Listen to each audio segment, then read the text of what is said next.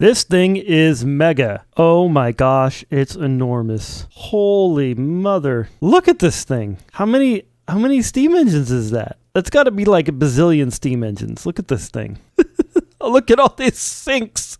I think that's how water's getting into it from these granny sinks. I know he's going to be powering this with lava somehow. And here, Etz has built us a sugarcane farm. Looks like a traditional sugarcane farm. Here's the smelter Etz built. It's basically just a bunch of fans and some lava. Super simple. Up here, we have the gold farm that Etz built. I do not know what these plants are. When you cut them down and then smelt them, they give you gold nuggets. This thing is Etz's mob farm. So it's a witch farm and also a wither skeleton farm. I think it's also pillagers. These are soul cages. There's a mod called Spirit, basically spawners. They will spawn these like spirits, but they actually drop the drops that the normal mobs would drop. And this is how we were able to get all of those materials that we used last time to build our ME system. And down here, these are from Kybe. Diamond spikes are like basically the same as a player killing the mob. And then we can collect the XP and the mob drops and then send them into our base with these entangled tanks and entangled chests, also from Kybe. This is where all the mob drops come into this entangled chest from those mob farms, and then they get imported into our ME system. Now I'm moving our circuit maker. Rotate. Place, rotate. 1, 2, 3. Rotate, rotate, rotate. I'm trying to hook this thing into our ME system, so I've put a storage bus on the back of each one of these chests. Almost forgot the redstone chest. I hooked it into the ME system. So right here we have our silicon inscriber. We have our logic press inscriber. We have the inscriber calculation press and the other one. And then they all inscribe it. And the cool thing is that with this pattern provider, it's going to do it from our ME system so that we can basically automate all circuit production. And that's cool. So this one here is our grinder. So this one basically grinds the Certus quartz into Certus quartz dust. So this little pattern provider right here provides a pattern, which is just the Certus quartz dust. And then that puts the quartz in here, which goes into these chests and then comes out into this ME system, which then goes back into the thingy-mabob, the ME system. Right here, this is a mixer that will turn the copper ingots and zinc ingots into brass ingots. And it will also turn andesite into andesite alloy. But I also have a little contraption here that will automatically feed the blaze burner down here with blaze stuff when and only when copper ingots are present. So if copper's going in, that probably means we're making brass, and then therefore this guy needs to be on. So I have another chest over here in the back set up so that it will have fuel, and that fuel will then put the coal, I think, into the system so that this little guy will turn on, and he'll be all ready to go. But I haven't hooked this into our ME system yet, which I still need to do. Okay, I finally got the thing working. Wow, that was annoying. Okay, so I had to put a recipe filter in here to get our brass ingots going. Then what I had to do is completely change the way that this pattern provider provides patterns. For some reason, they have to have some kind of an output, like an ME interface. You can't just hook them into the... Anyway, it's super annoying, but that's how they work, apparently. So I had to put an ME interface next to this thing and then separate it with one of these little quartz fibers. But now everything is working. We're getting brass ingots from coal and, you know, zinc and copper and stuff. Finally frickin' working. The next task being a little press. Okay, place the press. Okay, we're bringing create power in. There we go with the gearbox. Coming this way with a shaft. Why shaft? Why shaft? Okay, we'll place a cogwheel and a small cogwheel. That. And then that's not quite the right spot. How about there? Maybe. And then if we go back to another large cogwheel, we ought to be able to do a small cogwheel here, right? And we've got some pretty good speed going there. Okay, about 100,000 cogs later, I was able to figure this out so that now we have the belt going the right direction and somewhat slowly. Go. Yep. Okay, we'll place our pattern provider right there. There we go. I think I can come from here and just go straight down. Should work.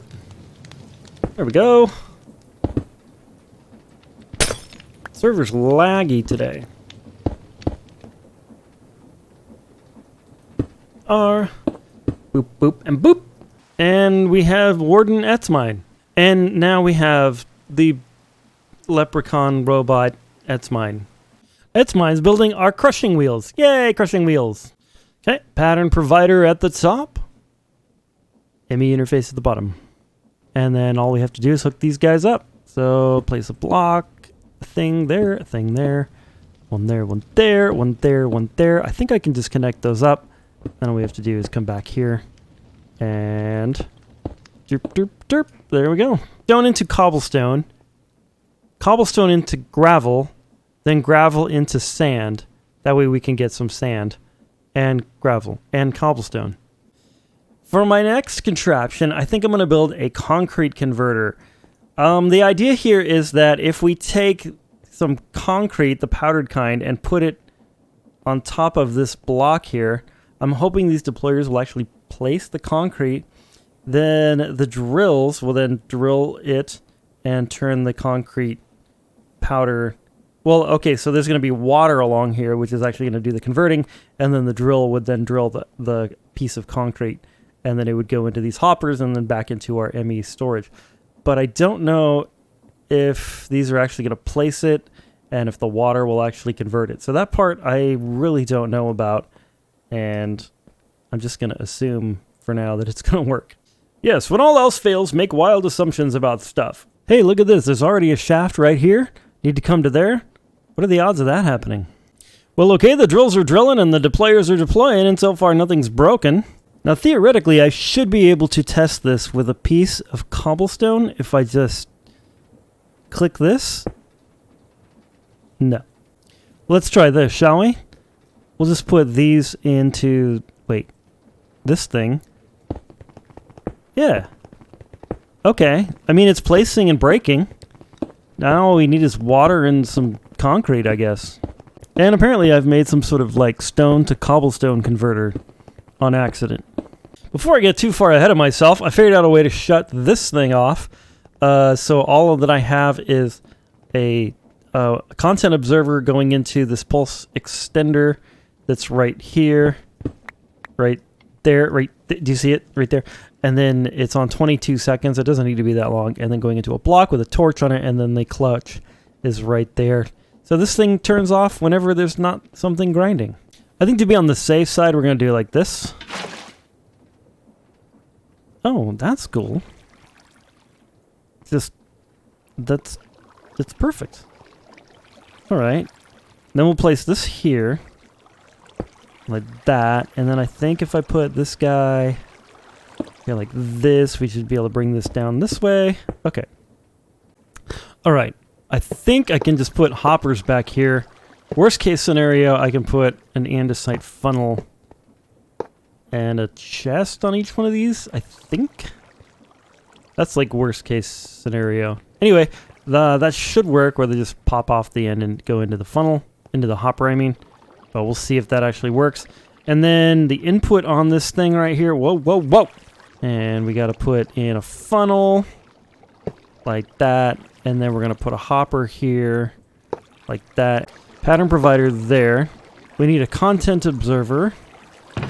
And then we're going to have to get another pulse extender. And then it'll go into this redstone torch like that. And that will shut the thing off, or turn it on actually, when there is something to be converted in there.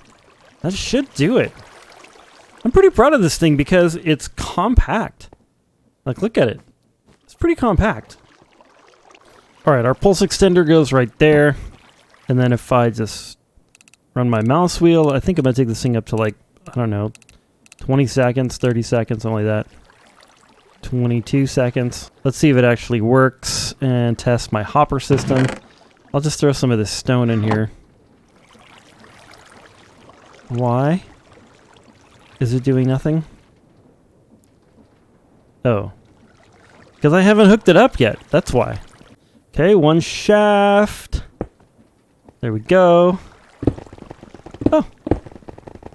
Yeah, they went right into the hoppers. Then what we need is just a pattern for the processing. Okay, this will turn one white concrete powder into one white concrete. Okay, we'll load this into our pattern provider. And I seem to have forgotten a step. We have to hook this thing into our network. And if you think that taking the cable all the way down here and then coming up here and then back to that is a waste of cable, you're probably right. But be that as it may, I did it anyway. This also gives us some space if we want to add a couple more of these pattern providers like we did for the furnace over there. Well, just when I thought I was done, I decided to make a precision mechanism maker. So precision mechanisms are required to make a couple things and create, and they're kind of a pain to make because you have to use a process to make them, I guess. So anyways, this, we will put the initial item in here. Then I think it's a little cogwheel, a big cogwheel, and like an iron nugget or something like that. And then it's going to go in here. I don't know if I'm going to hook this one up to the ME system as far as inputs. And the reason for that is because there's only an 80% chance that it's actually going to make the mechanism. And the way ME systems work is if you put an input in and it doesn't get the output, it kind of jams up the works and makes the computer, the calculator thingy, think that there's a problem and it won't work. So I don't know, as I said, if I'm going to actually automate this with ME, but I will definitely take the output out of it into the system. That makes sense to me. Anywho, we've got it hooked up so far. We've got a belt. We've got the 3 deployers. Now this one, I just need to figure out which one does what and figure out what the inputs are and hook everything up. Well, I may have made a major miscalculation. You have to run it through 5 times in order to make that work. So that either means I need 15 of these deployers and make a big old system, or we can repeat it many times. And I'm not sure how to do that. Now, Ari made a system that used these like mechanical arm things, but I don't think that I have any of those mechanical arm things, and you need these precision mechanisms to make the mechanical arms. So I might make some first and then convert this machine into a mechanical arms machine.